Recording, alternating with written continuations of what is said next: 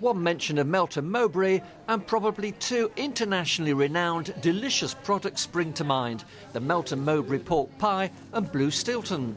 And that's helped establish Melton Mowbray as the East Midlands capital of food. But when it comes to tucking into politics, well, there's one pairing that's more like chalk and cheese, and that's the constituency of Rutland and Melton. Walking the dog, Conservative candidate Sir Alan Duncan and his pet cockapoo Noodle. Sir Alan's been the area's MP for 25 years. Good girl. Come on then. They've both been pounding the streets of a rural constituency that's one of the biggest in Britain. Noodle is the star. She's the vote winner, not me anymore. And is that to compensate for the fact that you don't get the battle buses and you don't get the big leaders here? Well, we don't, because I suppose we're not seen as a primary battleground seat. So in a constituency like this, what are the big issues? Well, they're, I suppose, the same as across the whole country, which is we need a government with authority which can negotiate Britain leaving the EU in the best way for Britain. We're in Oakham, the capital of the ancient county Rutland.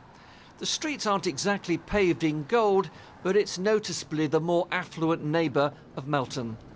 On any measure, whether it be schools exams, health or the quality of life, Rutland regularly tops the National League table. Melton Mowbray less so.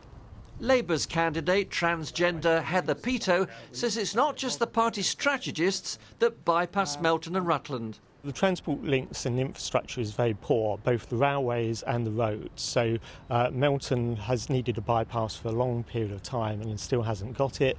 The rails need electrification. There's only a service once an hour between parts of this constituency on the railways. 2 years ago, UKIP came second, beating Labour into third place.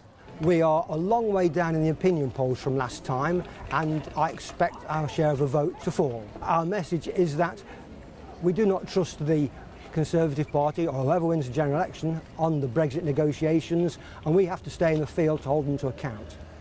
In such a rural constituency, it's no surprise that the environment matters. But are there votes in it?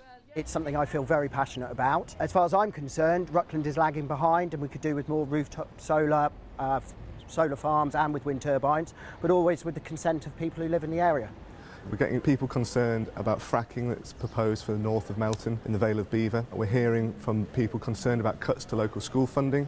Every primary school in Rutland and Melton is facing cuts under the Conservative and Lib Dem plans. You'll find no campaign battle buses or party leaders sweeping into Rutland and Melton. It's not one of those marginals, but every vote counts all the same.